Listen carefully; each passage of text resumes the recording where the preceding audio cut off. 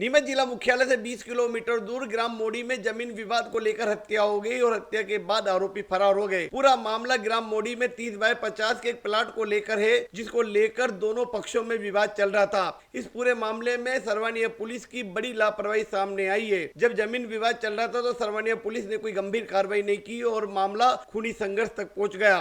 ऐसे में दो आरोपी पदम सिंह और रघुनाथ सिंह ने ही गाँव के ही जगदीश जायसवाल की एक धाराधार हथियारों से हत्या कर दी।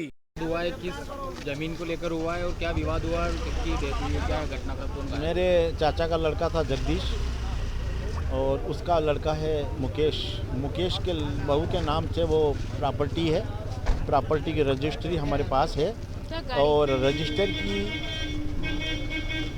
प्रॉपर्टी की रजिस्ट्री की नकल वगैरह सब हम पुलिस चौकी थाने में और दावत थाने में दे चुके हैं। ये पुलिस की बहुत लापरवाही है जो पूरी तरह से इसकी तहकीकात करके इसको सीरियसली से नहीं लिया और हमारे आज मेरे चाचा के लड़के को मार दिया। उसने अपने रघुनाथ करके एक राजपूत का छोरा है और एक वो पदम सिंह, दोनों भाइयों ने धैर्य से पीछे से वार किया और औरतें साथ भी थी, उनकी औरतें सब साथ में थी। रघुनाथ की माँ साथ में थी, उसकी मिसेज साथ में थी और दोनों औरतों ने औरत को पकड़ा और फिर पीछे से धैर्य का वार करके एक को तो वही स्पॉट में ख़त्म कर दिया और एक सीरियस है, उनको सर ने अभी उदयपुर रेफर किया है।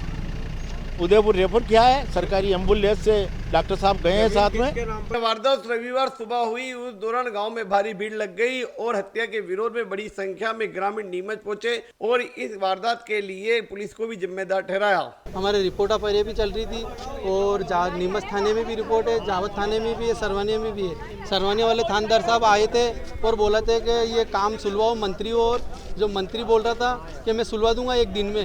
181 पे भी रिपोर्ट की थी हमने, तो उन्होंने बोला कि एक दिन में सुलझाऊंगा मैं।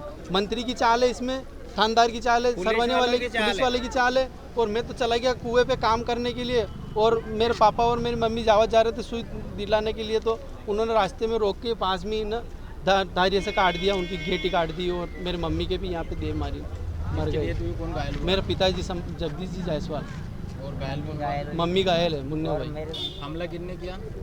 अपने पदम सिंह और रघुनाथ सिंह दोनों। क्या किसका विवाद? जमीन का विवाद है सर, और मेरे सब जमीन 30 बाय 50 का पट्टा है और रजिस्ट्री है हमारे पास। इसको लेकर आपने थाने पे कब शिकायत दर्ज? 1 साल से चल रहा है और कब का ही चल रहा है और पुलिस वाले आ रहे जा रहे, सब पुलिस वाले की इसमें चाल है, मंत्री की चाल है, सबसे बड़ी मंत्री की चाल है इसमें।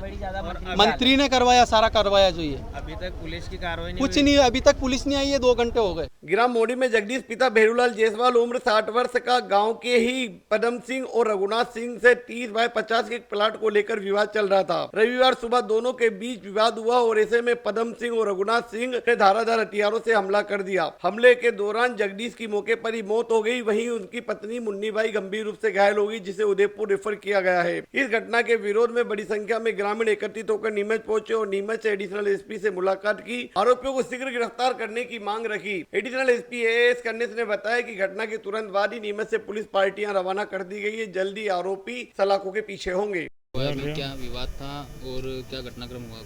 देखिए, प्रथम दृष्टया जो सूचना मिली है कि इसमें प्लॉट से संबंधित विवाद था, ज़मीन संबंधी विवाद था और इसके संदर्भ में मैं पूर्व में कोई एक शिकायत भी हुई थी पंचायत लेवल पे और चौकी लेवल पे भी। तो प्रथम दृष्टया जो है ज़मीन के विवाद को लेकर मारपीट करके हत्या की गई है।